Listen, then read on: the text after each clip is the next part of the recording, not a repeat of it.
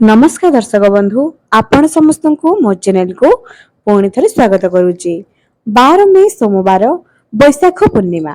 दर्शक बंधु एही पूर्णिमा जदि आपण माने एही गोटाई काम कर दियंती अर्थात तुलसी गछ मूल जदि आपण माने एही पवित्र जिनिसटी को बांधी दियंती जन्म जन्मांतर पाप क्षय हब आपणकर समस्त मनस्कामना पूर्ण हब। कारण पूर्णिमा दिनटी भगवान विष्णु एवं माँ लक्ष्मी को समर्पण करा जायछि।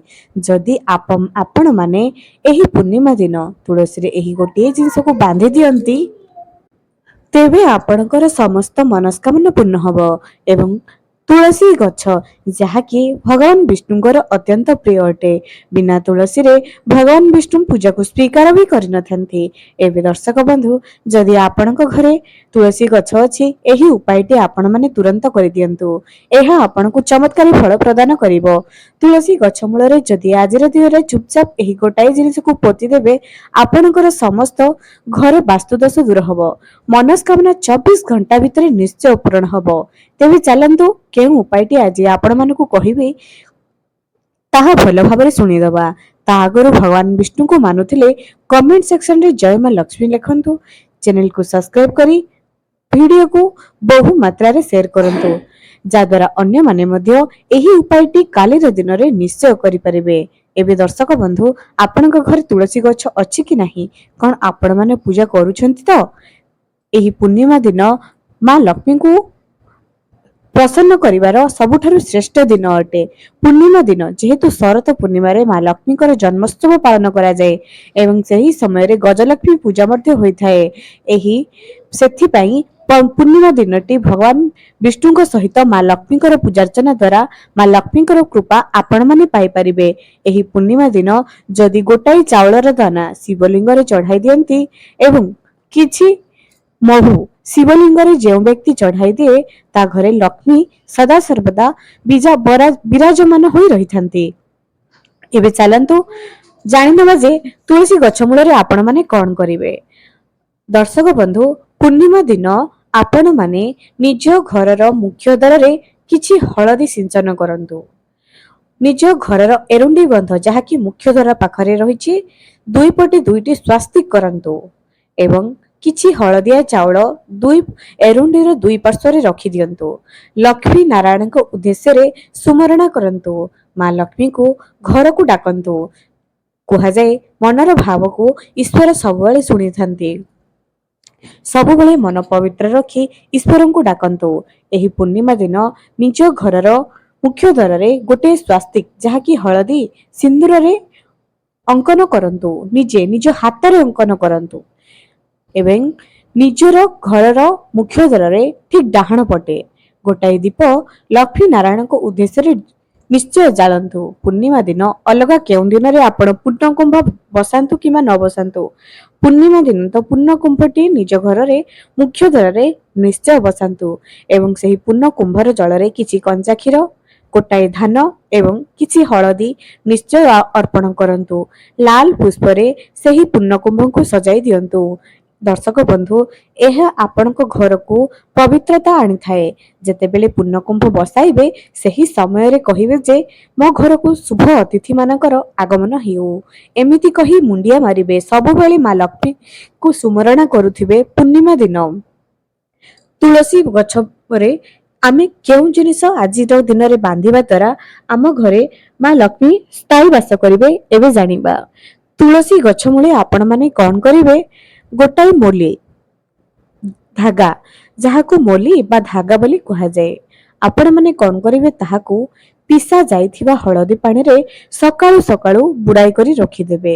किछि समय ताहाकू लक्ष्मी नारायण को सम्मुख रे रखि देबे एवं सेथिरे 11टी गंठी ओम नमो भगवते वासुदेव कहि करी पकाइबे। ताहाकू तुलसी गछ मूल रे अर्पण करि देबे। एहा द्वारा अटकी जाइथिबा टंका आपणकर फेरी आसीबो। आपणकर धन जनित समस्या दूर हबो। भगवान विष्णु को हळदी बहुत प्रिय अटे। एही दिन जदि तुलसी गछ मूल रे हळदी पानी ତୁଳସୀ ଗଛ ମୂଳରେ ଯଦି ଅର୍ପଣ କରନ୍ତି ଓಂ ନମୋ ଭଗବତେ ବାସୁଦେବ ମନ୍ତ୍ର ଜପ କରି ତେବେ ଆପଣଙ୍କ ଉପରେ ମା ଲକ୍ଷ୍ମୀଙ୍କର କୃପା ରହିବ, ଭଗବାନ ବିଷ୍ଣୁଙ୍କର କୃପା ରହିବ। ଯଦି ମା ଲକ୍ଷ୍ମୀଙ୍କୁ ଆପଣଙ୍କ ଘରେ ସ୍ଥାୟୀ ଭାବରେ ବାସ କରିବା ପାଇଁ ଚାହୁଁଛନ୍ତି ତେବେ ସବୁବେଳେ ବିଷ୍ଣୁଙ୍କର ପୂଜା କରନ୍ତୁ। ଓಂ ନମୋ ଭଗବତେ ବାସୁଦେବ ମନ୍ତ୍ର ଜପ କରନ୍ତୁ, କାରଣ ଯେଉଁଠି ବିଷ୍ଣୁ ଥାନ୍ତି ସେଠି ମା ଲକ୍ଷ୍ମୀ ବି ଥାନ୍ତି। ତେଣୁ ପ୍ରଥମେ ଭଗବାନ ବିଷ୍ଣୁଙ୍କୁ ପୂଜାର୍ଚ୍ଚନା କରନ୍ତୁ। ଏହି ପବିତ୍ର ଦିନରେ ପୂର୍ଣ୍ଣିମା ପଡୁଅଛି, ଯେହେତୁ ପୂର୍ଣ୍ଣିମା ପଡୁଅଛି ଆଉ ଗୋଟିଏ ଉପାୟ ବି ଆପଣମାନଙ୍କୁ କହି ରଖୁଛି। ଚୁପଚାପ ଆପଣଙ୍କୁ ଏହି ଉପାୟଟି କରିବାର ଅଛି। ଆପଣମାନେ ଗୋଟାଏ ଟଙ୍କିକିଆ କଏନ ନେଇଯାଆନ୍ତୁ। ଏହାକୁ ନିଜର ମନସ୍କାମନାକୁ କହିକରି ତୁଳସୀ ଗଛ ମୂଳରେ ପୂର୍ଣ୍ଣିମା ଦିନ ପୋତି ଦିଅନ୍ତୁ। ଦେଖିବେ ଆପଣଙ୍କର ମନସ୍କାମନା କିପରି ପୂର୍ଣ୍ଣ ହେଉଛି। ବହୁତ ଜଲ୍ଦି, ଯେତେ ବିଶ୍ୱାସର ସହିତ କରିବେ ସେତିକି ଆପଣଙ୍କୁ ଫଳ ପ୍ରଦାନ କରିବ। ଏବେ ଦର୍ଶକ ବନ୍ଧୁ, ତୁଳସୀ ଗଛ ମୂଳରେ ଯଦି ଆପଣ ରୂପାର କଏନ ପୋତନ୍ତି ତେବେ ଆପଣଙ୍କର ଘରେ ଧନ ସମସ୍ୟା ଦୂର ହେବ। ଯଦି ଏହା ମିଛ ଲାଗୁଛି ଥରୁଟିଏ ଆଜି ପୋତି କରି ଦେଖନ୍ତୁ। ଯଦି ଆପଣଙ୍କୁ ଲାଗୁଛି ଯେ ଆପଣଙ୍କର ଧନଜନିତ ଦରକାର ଅଛି, କୁଆଡୁ ନା କୁଆଡୁ ଅର୍ଥର ଆବଶ୍ୟକ ରହୁଛି, ତେବେ ତୁଳସୀ ଗଛ ମୂଳରେ ଆଜିର ଦିନରେ ଗୋଟିଏ ପିତ୍ତଳ କିମ୍ବା ଷ୍ଟିଲ ଯାହାକି 10 ଟଙ୍କିଆ କଏନ କିମ୍ବା 5 ଟଙ୍କିଆ କଏନ ପୋତି ଦିଅନ୍ତୁ ତୁଳସୀ ଗଛ ମୂଳରେ। ଠିକ ଆଜିର ଦିନରେ ଦେଖିବେ ଆପଣଙ୍କର ଜନ୍ମ ଜନ୍ମାନ୍ତରର ଗରିବୀ ସମସ୍ୟା କିପରି ଦୂର ହେଉଛି।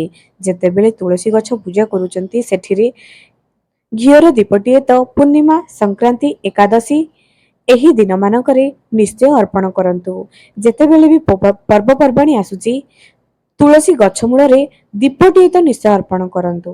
ସକାଳ ଏବଂ ସନ୍ଧ୍ୟା ଦୁଇ ସମୟରେ ଯଦି ଦେଇପାରୁଛନ୍ତି ଏହା ତ ବହୁତ ଶୁଭର କଥା ଅଟେ। ଦର୍ଶକ ବନ୍ଧୁ, ତୁଳସୀ ଗଛ ମୂଳରେ ଦୀପ ଜାଳିବା ଦ୍ୱାରା ମଣିଷର ଜନ୍ମ ଜନ୍ମାନ୍ତରର ଗରିବୀ ଦୂର ହୋଇଥାଏ। ସବୁ ସମସ୍ୟା ତାର ଜୀବନରୁ ଦୂର ହୋଇଥାଏ। ଯେଉଁ ଘରେ ତୁଳସୀ ଗଛ ବଢି ବଢି ଚାଲିଥାଏ ସେହି ଘରେ ଭଗବାନ ବିଷ୍ଣୁଙ୍କର କୃପା ରହିଥାଏ। ଆପଣଙ୍କ ଘର ଆଖପାଖରେ ଯେତେ ତୁଳସୀ ଗଛ ରହିବ ଭଗବାନ ବିଷ୍ଣୁଙ୍କର କୃପା, ମା ଲକ୍ଷ୍ମୀଙ୍କର କୃପା ଆପଣଙ୍କ ଉପରେ ରହିବ।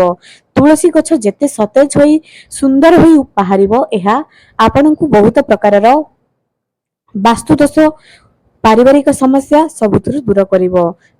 ତୁଳସୀ ଗଛ ପାଖରେ ଯଦି ଆପଣମାନେ ଦୁବ କହଳୁଥିବାର ଦେଖୁଛନ୍ତି ଏହାର ଅର୍ଥ ଆପଣମାନଙ୍କର ଜଲ୍ଦି ଧନରେ ବୃଦ୍ଧି ହେବା ପାଇଁ ଯାଉଛି। ତୁଳସୀ ଗଛ ପାଖରେ ଯେତେ ଆପଣମାନେ ଘାସ ଦେଖିବେ, ପବିତ୍ର ବୃକ୍ଷ ମାନଙ୍କ ପାଖରେ ଯେମିତିକି ଅଁଳା ବୃକ୍ଷ, ତୁଳସୀ ବୃକ୍ଷ, ବେଲ ବୃକ୍ଷ, ତାର ଆଖପାଖରେ ଯେତେ ଘାସ ଦେଖିବେ ଏହା ବହୁତ ଶୁଭ ଅଟେ। ସେହି ଏବଂ ଯଦି ତାହା ଦୁବ ହେବ ତ ଏହାଠାରୁ ଭଲର ଦିନ ଆଉ କଣ ହୋଇପାରେ। ଜାଣିନେବେ ଯେ ଆପଣଙ୍କର ଶୁଭ ଦିନ ଆସିଗଲା, ଭଲ ସମୟ ଆପଣଙ୍କର ଆସିଗଲା। ଦର୍ଶକ ବନ୍ଧୁ, ତୁଳସୀ ଗଛ ମୂଳର ଚାରିପଟେ ସଫାସୁତୁରା ରଖନ୍ତୁ। ତୁଳସୀ ଗଛ ଯେଉଁ ଜାଗାରେ ରହିବ ତାହାକୁ ସୁନ୍ଦର କରି ରଖନ୍ତୁ। ତୁଳସୀ ଗଛକୁ ଟିକେ ଖରା ବି ବାଜିବା ପାଇଁ ଦିଅନ୍ତୁ, ଯାହା ଦ୍ୱାରା କି ସେ ଆହୁରି ସତେଜ ହୋଇ ବାହାରିବ। ଏବଂ ଏହି ତୁଳସୀ ଗଛକୁ ଆପଣମାନେ କଣ କରିବେ, ଏହି ପୂର୍ଣ୍ଣିମା ଦିନ ଆଖୁ ରସ ଅର୍ପଣ କରନ୍ତୁ। କଞ୍ଚା କ୍ଷୀର ବି ତୁଳସୀ ଗଛ ମୂଳରେ ଆଜିର ଦିନରେ ଅର୍ପଣ କରାଯାଏ, ଯାହାଦ୍ୱାରା କି କଞ୍ଚା କ୍ଷୀର ଅର୍ପଣ କରି ତାହାକୁ ତିଲକ କରି ଯଦି ଲଗାଇବେ ଗରିବୀ ସମସ୍ୟା ଦୂର ହେବ। ଯେଉଁ ବ୍ୟକ୍ତି ପ୍ରତି ଗୁରୁବାର ଦିନ ତୁଳସୀ ଗଛ ମୂଳରେ କଞ୍ଚା କ୍ଷୀର ଅର୍ପଣ କରି ତାହାକୁ ତିଲକ କରି ଲଗାଇଥାଏ ତାର ଗରିବୀ ସମସ୍ୟା ଦୂର ହୋଇଥାଏ। ଧୀରେ ଧୀରେ ତା ଭିତରେ ନକାରାତ୍ମକ ଶକ୍ତି ଦୂର ହୋଇ ସକାରାତ୍ମକ ଶକ୍ତିର ଆବିର୍ଭାବ ହୋଇଥାଏ ଏବଂ ତା ଉପରେ ଭଗବାନ ବିଷ୍ଣୁଙ୍କର କୃପା ରହିଥାଏ। ଆଜ୍ଞା ହଁ ଦର୍ଶକ ବନ୍ଧୁ, ଯେଉଁମାନେ ତୁଳସୀ ଗଛ ପୂଜା କରୁଛନ୍ତି ଥରୁଟିଏ ଏହି ଉପାୟ କରିକି ଦେଖନ୍ତୁ। ବିଶ୍ୱାସ, ଯେଉଁଠି ବିଶ୍ୱାସ ଥାଏ ସେଠି ଈଶ୍ୱର ଥାନ୍ତି, ଯେଉଁଠି ବିଶ୍ୱାସ ନାହିଁ ସେଠି ଈଶ୍ୱର ବି ନଥାନ୍ତି। ଦର୍ଶକ ବନ୍ଧୁ, ଯଦି ଆପଣମାନେ ଭଗବାନ ବିଷ୍ଣୁଙ୍କୁ ବିଶ୍ୱାସ କରୁଛନ୍ତି ଏହି ଉପାୟକୁ ଥରୁଟିଏ ଆଜିର ଦିନରେ କରିକି ଦେଖନ୍ତୁ। ପୂର୍ଣ୍ଣିମା ଦିନ ଯଦି ସନ୍ଧ୍ୟା ସମୟରେ ମା ଲକ୍ଷ୍ମୀଙ୍କ ପାଖରେ କ୍ଷୀରି ପ୍ରସ୍ତୁତ କରି ପୂଜା କରିବେ, କ୍ଷୀରି ଭୋଗ ଦେବେ ମା ଲକ୍ଷ୍ମୀଙ୍କୁ, ତେବେ ଆପଣଙ୍କର ଗରିବୀ ସମସ୍ୟା ନିଶ୍ଚୟ ଦୂର ହେବ। ଏବଂ ଏହି ପୂର୍ଣ୍ଣିମା ଦିନ କ୍ଷୀରି ପ୍ରସ୍ତୁତ କରି ଯଦି ଘରେ ଛୋଟିଆ ହୋମଟିଏ କରାଯାଏ ଏବଂ ସେଥିରେ କ୍ଷୀରି ଅର୍ପଣ କରାଯାଏ 108 ଥର ମା ଲକ୍ଷ୍ମୀଙ୍କର ଯେକୌଣସି ବି ଏକ ମନ୍ତ୍ର ଜପ କରି ସେଥିରେ କ୍ଷୀରି, ଯେପରି ଆମେ ଘିଅ ଅର୍ପଣ କରିଥାଏ 108 ଥର କୌଣସି ଏକ ମନ୍ତ୍ର ଜପ କରି କରି ଘିଅ ଅର୍ପଣ କରିଥାଉ, ସେହିପରି କ୍ଷୀରି ଅର୍ପଣ, ଆମ୍ବ ପତ୍ରରେ କ୍ଷୀରି ପକାଯାଉଥିବ ସେହି ହୋମ ହେଉଥିବା ଜାଗାରେ। ଏହା ଆପଣଙ୍କ ଘରକୁ ବହୁତ ପ୍ରକାରର ବାସ୍ତୁଦୋଷ ଦୂର କରିବ।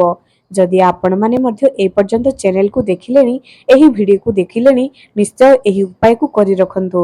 ଦେଖିବେ ଘରୁ ଗରିବୀ ସମସ୍ୟା କିପରି ଦୂର ହେବ। ଯଦି ଆପଣ ବ୍ୟବସାୟ କରୁଛନ୍ତି, ଏହି ଉପାୟ ତ ନିଶ୍ଚୟ କରନ୍ତୁ ଆଜ୍ଞା। ଦେଖିବେ ଆପଣଙ୍କର ଜୀବନରେ କେତେ ଯେ ସକାରାତ୍ମକ ବାତାବରଣ ଆସୁଛି, ସବୁକିଛି ଆପଣଙ୍କ ଜୀବନରେ କେତେ ଠିକ୍ ହୋଇ ଯାଉଛି। ଏବେ ଦର୍ଶକ ବନ୍ଧୁ, ଆଜିର ଭିଡ଼ିଓଟି ଆପଣମାନଙ୍କୁ କିପରି ଲାଗିଲା କମେଣ୍ଟ ସେକ୍ସନରେ ନିଶ୍ଚୟ ଜଣାନ୍ତୁ। ଆଜି ପାଇଁ ରହିଲି, ପୁଣି ଦେଖା ହେବ ଆଗାମୀ ଏକ ସୁନ୍ଦର ଭିଡ଼ିଓରେ।